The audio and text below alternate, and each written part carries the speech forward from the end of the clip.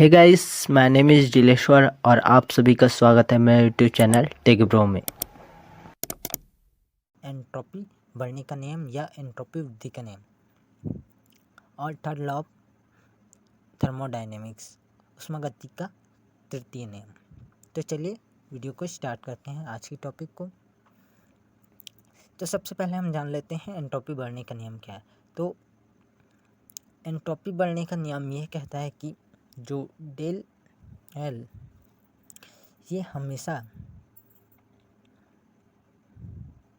इस किसी प्रक्रम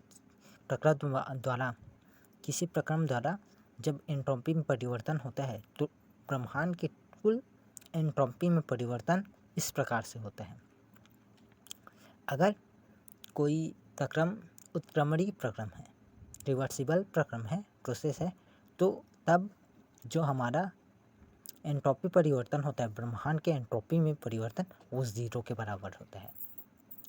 मगर जितने भी वास्तविक प्रक्रम है वो इनरिवर्सिबल या इनरिवर्सिबल प्रक्रम है, प्रोसेस है। इस कारण जो एंट्रोपी में परिवर्तन होता है वो हमेशा धनात्मक होता है या 0 से बड़ा। इस कारण ब्रह्मांड की एंट्रोपी में निरंतर परिवर्तन या वृद्धि हो रही है। इसे हम ऐसे समझ सकते हैं कि यहाँ पे एक ऊष्मागतिक या रुद्धोष्म बॉक्स है, ऊष्मारोधी बॉक्स। इसमें कोई दो पिंड हैं, ए और बी। इसका ताप T1 है, इसका ताप T2 है। अब यहाँ पे T1 बड़ा है T2 से। अब इससे विकिरण द्वारा एक दूसरे में विषम स्थानांतरण होता है और ये दोनों आपस में T ऊर्जा में साम्यावस्था, T ताप में साम्यावस्था में होते हैं Q ऊष्मा देकर ये इनका ताप T हो जाता है। अब ये एक इनरिवर्सिबल प्रक्रम है। इसमें हुए एंट्रोपी परिवर्तन को गणना करने के लिए हम इसे एक उत्क्रमणीय प्रक्रम में के आधार पर गणना करते हैं। मानते हैं कि यहाँ पे कोई अन्य एक पिंड ले लेते हैं जिसका ताप निरंतर बदलता हो। अब ये पिंड इससे ऊष्मा लेता है, Q ऊष्मा, जिससे इन दोनों का ताप T हो जाए। फिर इन्हें हटाकर इस पिंड को इससे जोड़ दिया जाता है, जहाँ ये इसे Q ऊष्मा B को ट्रांसफ़र कर देता है और इन दोनों का ताप T हो जाता है। तो ये दोनों साम्य अवस्था में आ जाते हैं, A और B। इनका ताप T हो जाता है तथा Q ऊष्मा का A से B तक पहुंच जाता है। अब हम ΔS1 या DS1 ये हमारा होगा Q/T1 डेज, जहाँ हमारा T1 डेज ये होगा T1 + T/2, यानी कि इन दोनों का मध्य ताप। इसी प्रकार ये DS2 = ये होगा Q/T2 डेज, जहाँ T2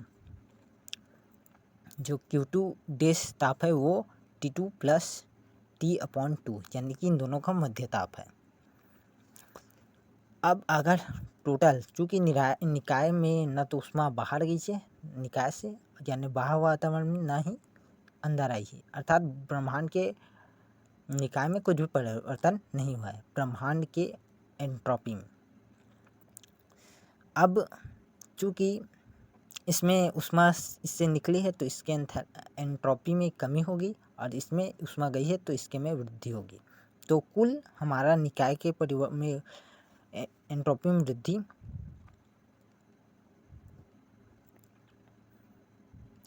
ये हो जाएगा हमारा DS1 + DS2 = DS1 ये माइनस में होगा क्योंकि कमी हो रही है, तो ये हो जाएगा डेज + QT2 डेज। या इसे हम लिख सकते हैं Q/T2 डेज - Q/T1 डेज। अब चूँकि ये वैल्यू बड़ा है इससे, तो इस कारण ये बड़ा होगा और ये छोटा होगा, अर्थात जो हमारा वैल्यू होगा ये पॉजिटिव होगा, अतः एंट्रोपी में वृद्धि होगी। यही हमारा एंट्रोपी में वृद्धि का नियम है। इसका भौतिक आधार सेम इसी प्रकार है जैसे गुरुत्वाकर्षण क्षेत्र में जो द्रव्यमान का है वही ऊष्मा प्रवाह में एंट्रोपी का होता है।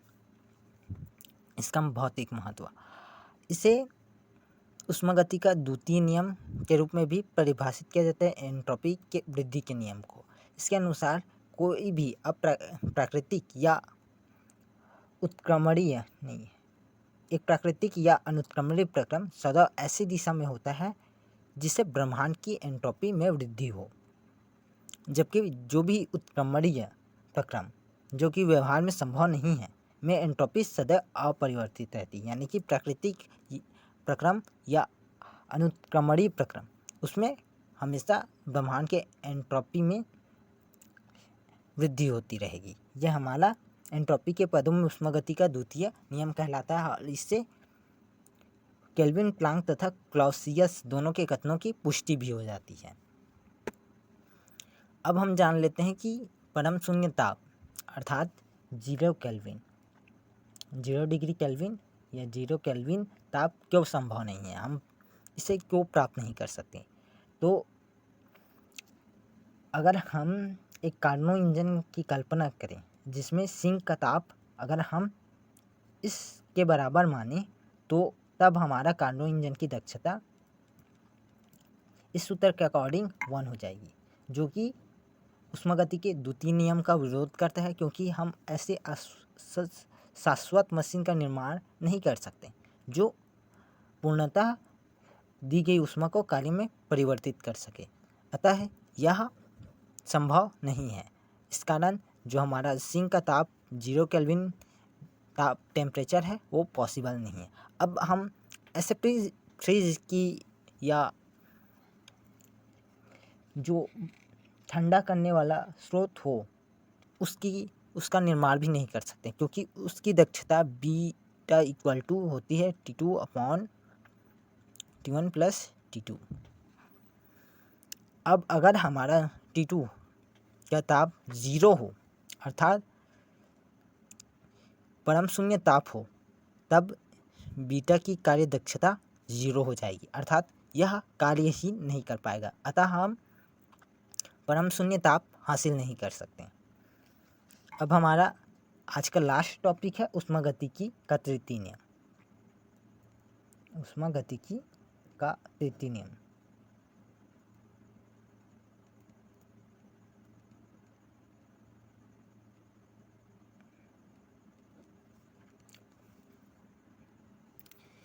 ऊष्मागतिकी का तृतीय नियम यह कहता है कि जो हमारा शून्य ताप परम शून्य ताप है उस स्थिति में कार्य इस प्रकार होगी कि जो ब्रह्मांड के एंट्रोपी या उस निकाय के एंट्रोपी में परिवर्तन शून्य हो, अर्थात एंट्रोपी कांस्टेंट ही रहेगी, उसमें कार्य कुछ भी हो उसकी एंट्रोपी नहीं बदलेगी, अर्थात उसका कार्यकारिणी पदार्थ कुछ भी ऊर्जा अवशोषित नहीं करेगा। जैसे यहाँ पे दिखाया गया है, कार्नो इंजन अगर सिंक का ताप 0 हो, परम शून्य ताप हो, तो उसकी दक्षता 100% हो जाएगी, अर्थात वह पूर्णतः कार्य करेगा तथा वो उसकी एंट्रोपी में परिवर्तन कुछ भी नहीं होगा। तो यही ऊष्मागति का तृतीय नियम है, अर्थात शून्य ताप में पदार्थ या निकाय की एंट्रोपी एक नियतांक या कांस्टेंट होती है। आज के वीडियो में बस इतना ही। वीडियो को देखने के लिए धन्यवाद। अगर वीडियो अच्छी लगी हो तो लाइक करें, चैनल को सब्सक्राइब करें तथा अपने दोस्तों में वीडियो को ज़रूर शेयर करें। धन्यवाद।